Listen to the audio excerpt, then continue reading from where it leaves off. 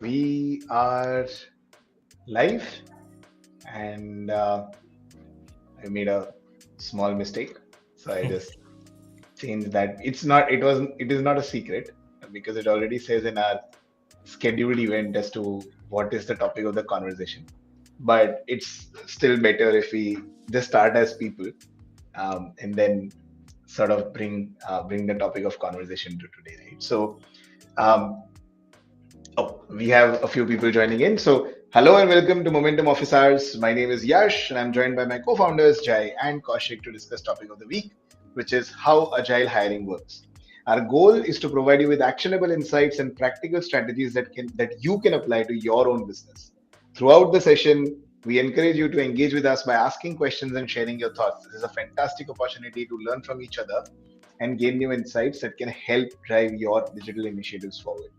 Let's get started. Jay, Kaushik, how are you doing? Good. It's working from home. So You're working from home. yeah. Why are you working? You're traveling. You are not with us in office. Yeah. But for sharing insights on the topic that we have for today, which is how agile hiring works. Um, Even though Kaushik is on some sort of travel, I don't know what to call it. But he's joined us to share his insights as well. How's the travel going, Kaushik? Good. Lots of food, lots of people. Yeah, take So it from me. Lots of food is not good. You can take that from me. Um, but uh, lots of good food and lots of people. Hope both of them are good, like good food, good people. yeah, good food, good people, and like good thing is when you're I don't know, like I don't do work from home that often, but so when you're working, the food comes to you, right? So Hmm. that's the best part. And Yeah. like they constantly come and ask you, what do you want? Do you need something? They think you're actually doing something really important, which Yeah. you are, which I am. But yeah, for them it seems That is like a yeah. it's like a complete deal breaker he's doing. So yeah. Well, Also the that is a good save. And for people who may be wondering as to why does Kaushik does not work from home, it's not because Kaushik doesn't like work from home. It's because Kaushik is not at home. So given that Kaushik is not at home, he's always at work. He does not get the opportunity to work from home. So he's always at the office. But let's come to the topic, right? yeah. What is I know agile project management. Um, I've used that I've used that term and I've abused that term as well. But what is agile hiring? Tell us a little bit about So that. agile hiring, adaptive hiring, it's sort of the same word trade-offs. But the thing is, it primarily follows the same principles of what agile as a concept means, right? Being flexible, where the whole process keeps changing based on priorities and requirements, and it keeps adapting and changing. So that primarily adaptive hiring as a concept takes from that. Now, to give you a little glimpse of it, I'll state it with an example, right? Let's say I'm a tech company who has outsourced my product development work to some vendor in India, right? So, and now and they have developed the product is out, they're also managing the product from there. I'm handling the business part or the sales part as a non-tech CEO, or CEO of the company or something of that sort. Now, let's say that I want to introduce AI features within my product, right? Now it is very tough for me to know is my existing vendor the right person to handle this task of having AI engineers within the team, right? In adaptive hiring method, you first start with identifying the departments or the tasks within your company uh, uh, which are which are not worked upon, where you need some sort of experts to jump in and get the job done. And that's where the requirement and the priority has changed now completely compared to what it was previously. Now, in adaptive hiring method, you would have similarly companies who would help you to onboard these experts across the globe. Having it borderless and having it remote is actually a biggest help in this case. You might have a really good expert somewhere in some part of India or some part of a different country, and you could hire that person for that particular job. So it is also just like how agile methods have a time constraint where it is a short interval time. the adaptive hiring method. Yeah. Sorry, I was on mute. I was saying, yeah, yeah. So there are sprints and stuff like that. Yeah. Similarly, adaptive hiring also has a time constraint. So you decide whom do you need, till when do you need, for the specific task or a specific project that you want to accomplish. So that's, yeah. So in that case, Kaushik, does it mean that agile hiring is more about? Does it anyway indicate it's more about a temporary hiring, or also over here that timeline is fixed on when the person is needed, or it's more about just adapting to the new hiring needs and just trying to fulfill the same? Can you try to give the difference between these two? So it solely depends on a company. If I'm a company who's at a very large scale, it's more adaptive in process for me, where my needs are constantly upscaling and downscaling depending on what my current needs are. I might need a compliance specific role that emerges in my company, which needs something to be worked out in next coming 5-6 months, and after that I don't need that particular person. But that is of extremely high priority at this particular 5-6 months, because without that nothing is going to work for my company. That could be, we have seen such sort of situations many times, right? But later I could probably have a front end, like an entire full stack team with me, but I probably want a ML DevOps person inside my team now, because I have developed a AI based product now. Now ML DevOps is an emerging or ML Ops basically is an emerging set of DevOps engineers who has expertise in machine learning, which is very specific, very niche that I'm targeting. At this case, I'm actually adapting and I'm expanding my pool of people. Where in the other case, I specifically wanted one person only for a fixed period of time, but without that, nothing can work in my company. So I need to get that done first. So it's both at the same time. That's the whole point of adaptive hiring process, is that it tries to accommodate both the situations that are there. So would it be fair to say that, like, for of course, for things that we may not need recurringly, or they may be short term in nature, we could do the same like agile or adaptive hiring for contractors, and then for things that we believe are going to be long term, and for things that are there to stay, and are going to be recurring in needs, we'll go for adaptive hiring or agile hiring, but for full time team members, right? Yeah. If that is true, who makes the, so like in larger organizations, so let's assume that for a founder led small company, which is, let's say, 20-25 people, this is very I can imagine that working. But for a larger organization, let's say 200-500 people company, where there are HR departments and then requests coming from different departments and stuff like that, how do you, like, are there any frameworks, much like how you have sprint for agile project management, are there any frameworks that you come across that help such, I wouldn't qualify them as large also, I just say mid market, but for these sort of companies, are there any frameworks? Yeah, so you first there are like 2 to 3 step process, where you first start with identifying which particular project is something that is that you want to take up first. So you don't start with a bigger setup immediately. In this case, you start with a test team level, where you begin with an initial team where you see with respect to, like, for example, in my organization, the which one team that has been that absolutely didn't produce any outputs because I didn't have enough skilled people in the team, or the existing pool of people that I have are not currently, neither they have bandwidth or the skill to accomplish that. I take that as the particular task at the initial level, and then I start hiring based on skill as the sole item across the globe wherever it is. So you would have partners, just like how you have vendors, where there is one vendor who would have everything. You have multiple partners, tech partners, who would help you to hire these talents across the globe and organize the team for you, where this test team is initially organized. Now, so this is very good from a skill perspective, because like I said, I could have my one, if only skill is my priority and cost is not my priority for that particular project's accomplishment or success, then I would look out for even a costly resource at a different country or at a different place who is very skillful at it. Okay, and that particular company with whoever is trying to do it will be able to match this through.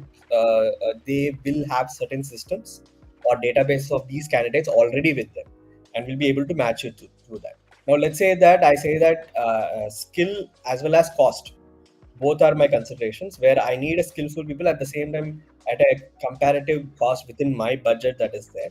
That accordingly the global pool is matched and bought in together. So this is where I think in your question, essentially you were trying to differentiate between how is this different from existing set of hiring methods it is there. But in traditional methods, hiring methods, as a vendor, I already have a pool of people, and within them I'm hiring and within them I'm trying to provide. Here across the globe, based on your requirement, it is getting adjusted and helping you hire. So usually the people who provide adaptive hiring have a system, have a product with them in place, which helps them to map all these things together and provide you. So in this case, are there any, since it's a very specific need also for a specific amount of time, are there certain metrics that are different to be tracked upon when onboarding someone or recruiting someone or hiring someone for this particular set of role in agile hiring model, which are not there in the traditional one? If you could share a little bit about parameters to be tracked upon, because since it's for a specific amount of time, but the accountability is really high compared to even the traditional hiring model, right?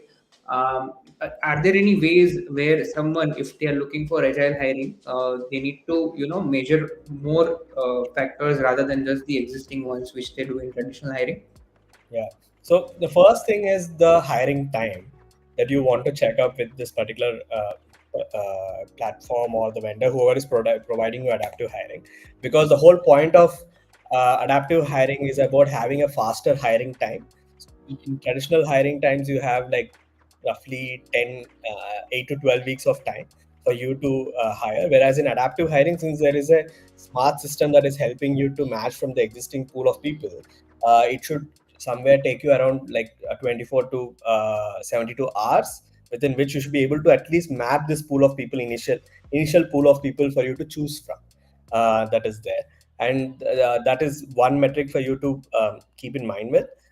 Second point is that after hiring, what is the high skill talent turnover? So adaptive hiring works really well when you have a very specific skill based need. And for how long do you need that particular specific skill based need? So how many high skilled people are is this platform providing, or do they already have in their pool?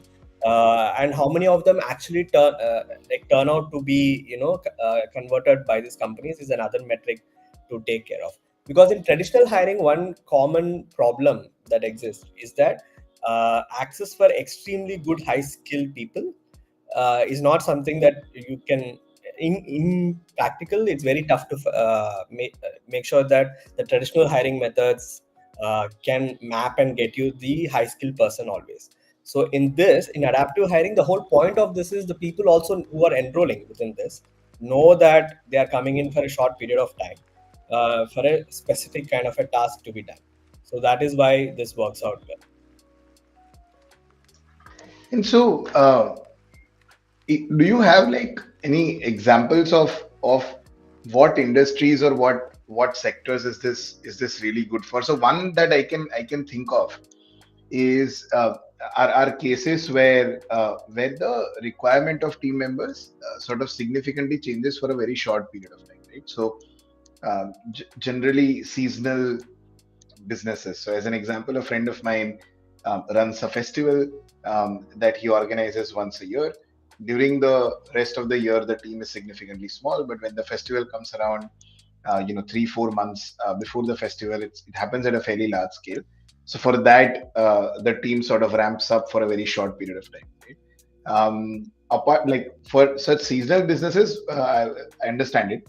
Are there any other sort of industries or businesses where you've seen this as a practice, and maybe this is extremely the only way that they would do hiring that actually ends up working well instead of a fixed headcount sort of an approach?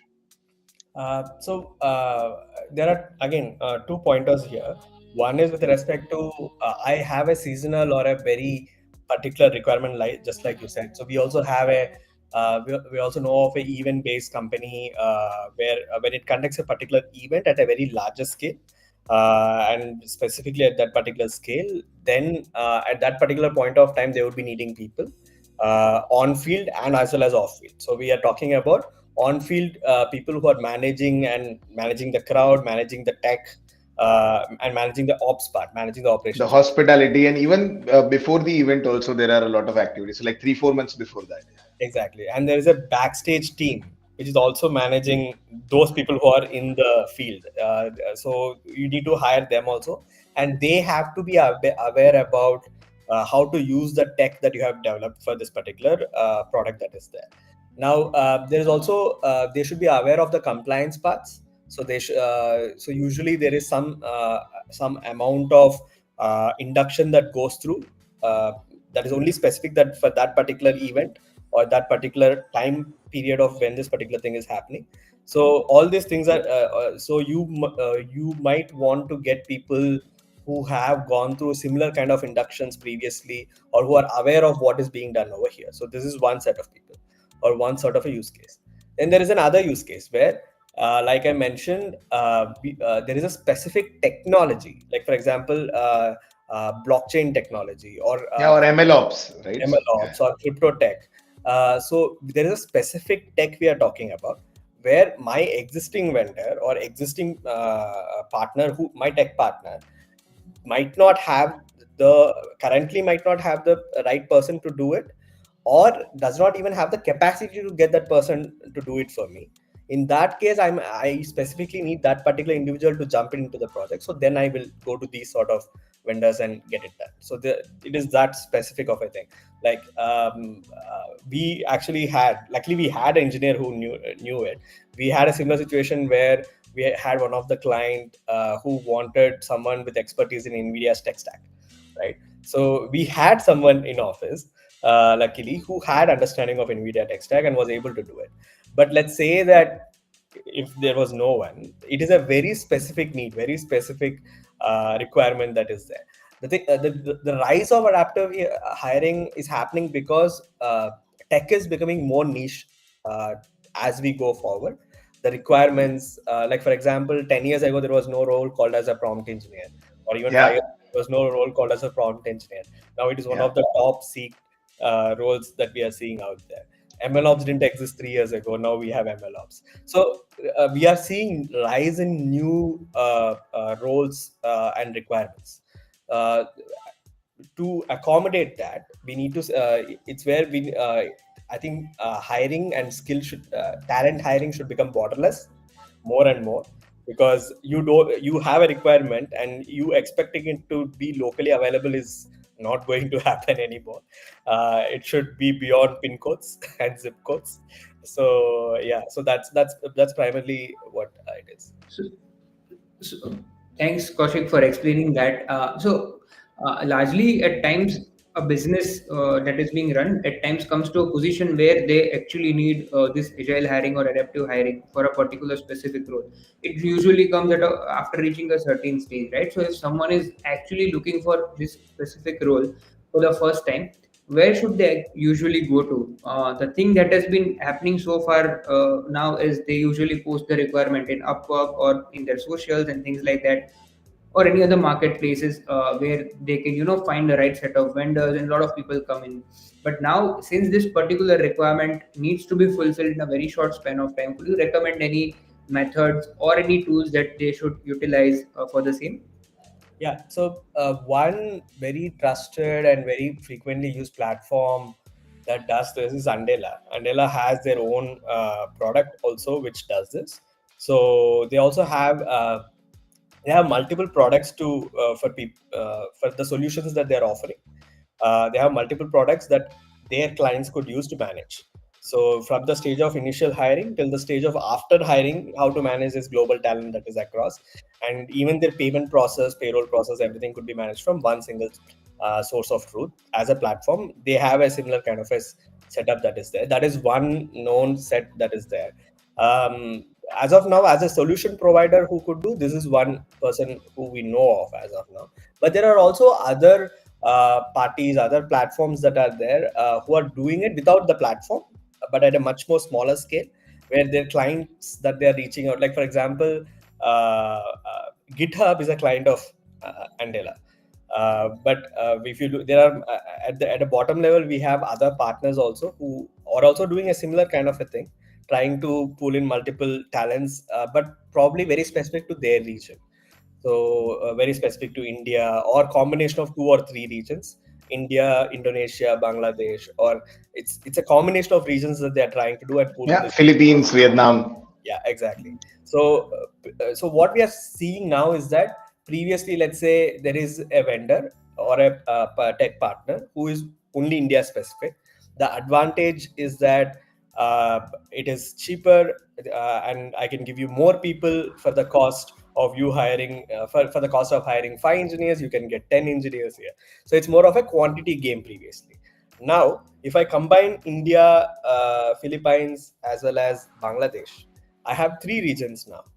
So it is not quantity game. It is, I'm saying that I have 3 regions and I can get you the most skillful person. So that is the game that now certain companies are playing. So it's still the cost aspect, but it is not the only thing. But the constraints have now been lifted. Lifted up. Yeah. Correct. So that's the idea. So then here's a question which may not be strictly adhering to agile hiring, but I'm wondering it, and I'm sure people who are watching who might be leaning towards agile hiring will have this question as well. As to let's say if I run that organization that is going to start agile hiring with no constraints of finding good people and talent locally, right? Um, my first concern would be how does that person get integrated into my team's culture? How does that person sort of align with our vision, mission, what we are trying to do? So, what are certain supporting frameworks that you also need to put aside from making a decision that we want to do adaptive hiring or agile hiring? What are certain other frameworks that we need to put to make sure that it actually ends up being a net positive and it actually ends up working and it delivers on the promises of better outcomes? So, if you are someone who is hiring through this method, you need to make sure that the partner through which you are trying to hire from would set up certain roles for you to manage these the remote concept to work well. So that is, we are talking about a client success manager, or an accounts manager. They would call it accounts manager, but it is a client success manager who's essentially trying to make sure that, like for example, let's say I have my uh, the tech manager as well as the project head in some country, and I have my HR also in some in my own country, and I have only my SDE ones and SDE 2 I have hired through this tech partner in India, in Indonesia, and Bangladesh, and they all are in different places. It is this customer success manager's role to constantly coordinate with the project manager as well as the HR and the tech head that is in a different country, to make sure that these 3 are in sync and these 3 are adhering to the processes that have been placed by them, as well as their company policies that are there. So while onboarding them itself, it's the HR as well as the customer success manager over here will place frameworks in place such that these people know what they are getting into while they are getting hired. This is one aspect. And then there are chief happiness officers. So this is another new role, right? Like, which didn't exist until quite some time. So the Yeah, role. I'm not like, what is a chief happiness officer? So I thought I was supposed to like being happy as part of a team is my own job. I mean, it's my job to be. But what's a chief happiness officer? yeah, so unfortunately not everyone is happy in the companies. So the whole point of a chief happiness officer is that like, if you take a scenario where everyone is in office, it is still tough for a HR to make sure that everyone is, you know uh, apart from work, it is also that culture of the company that is there, that is being maintained. Now, essentially, any company culture should aim towards making sure that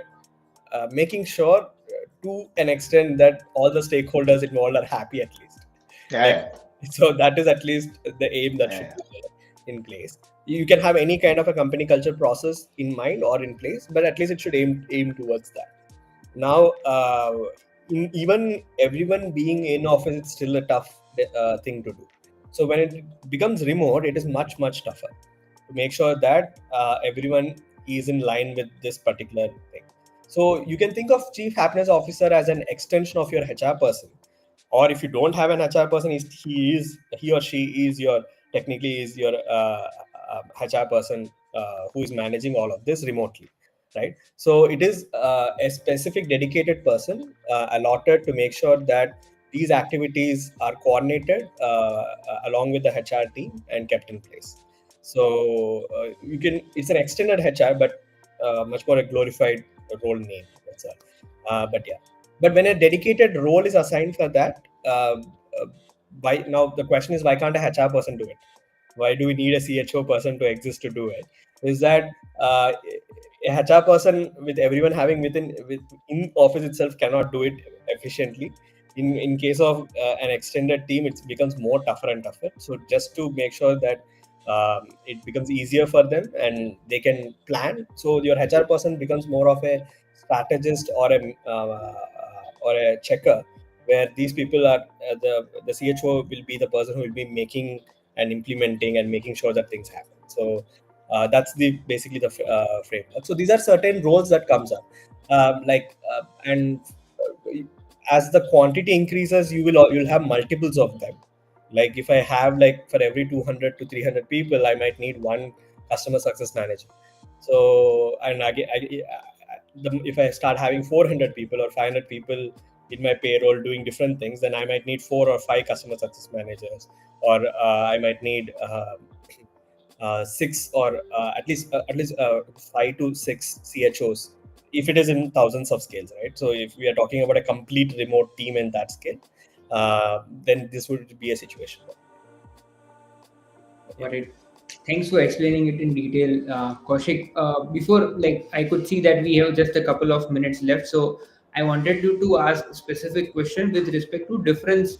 Since you already mentioned what's the difference between the traditional hiring and now why the trend is moving towards agile hiring, or why this new thing has started, right?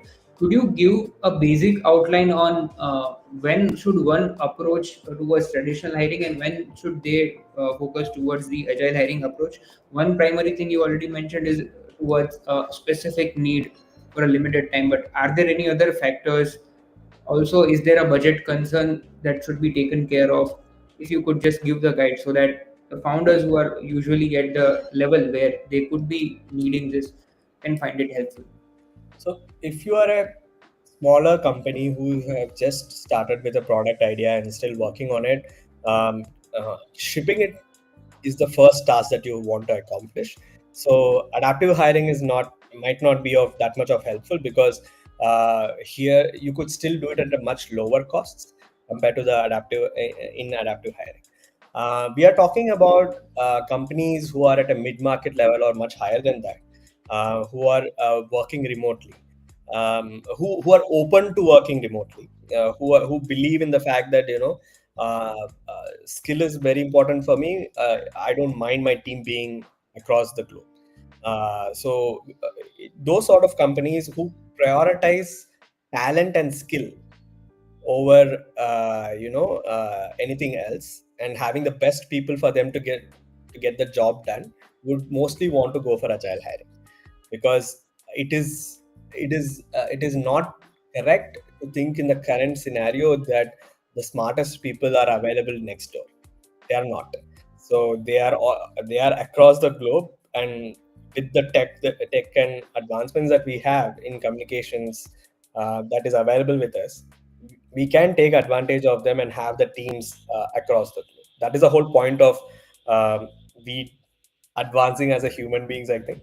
So it is the fact that we can improvise the communication part, but it is the companies at this level who specifically have multiple iterative needs. and multiple requirements at different stages continuously. So the whole, if you think of it, the whole concept of agile project management came in because of these companies, right? Because they constantly have requirements and priorities changing all the time, as a company, across different branches, across different regions that are there. Google, the problems Google America has versus the problems Google India has are very different, Yeah. right? So this is exactly where adaptive hiring comes in help.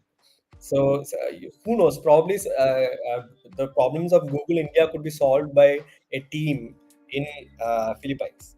In fact, there is a good example when Uber was trying out this problem to solve this thing where when there is airport taxi concept came in, Uber was trying to solve that, and they actually had it like a internal Uber team competition kind of thing, and the team that actually won the competition is in the team in Philippines, right? So the design team Ah. as well as the tech team in Philippines was able to do it.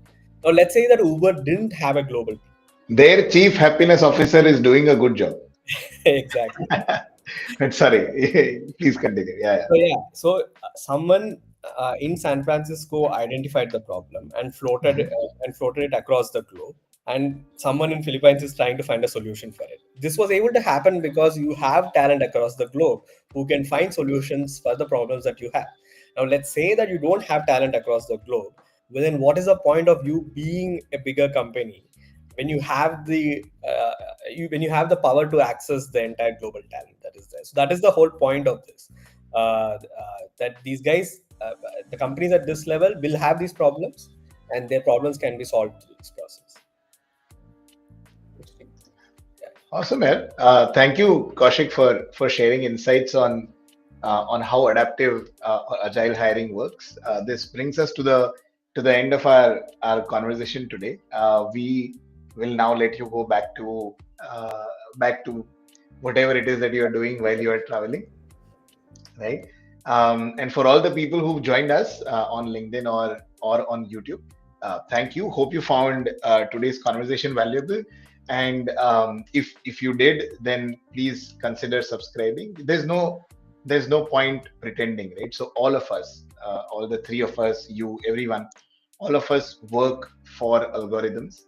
And when algorithms are ignored, they get cranky. You subscribing to our channels is just going to let the algorithms know that we still believe that we are working for them, and they'll just be nicer to us, and we'll show up ahead in your feed. So in spirit of continuing to work for algorithms, please hit the subscribe button. And now I'm done with my shameless plug. But thank you everyone for joining in, and we'll see you again next week with another topic, with something more insightful, something more helpful that can help your business grow. And again, thanks for joining in. Until next time, bye bye. Right.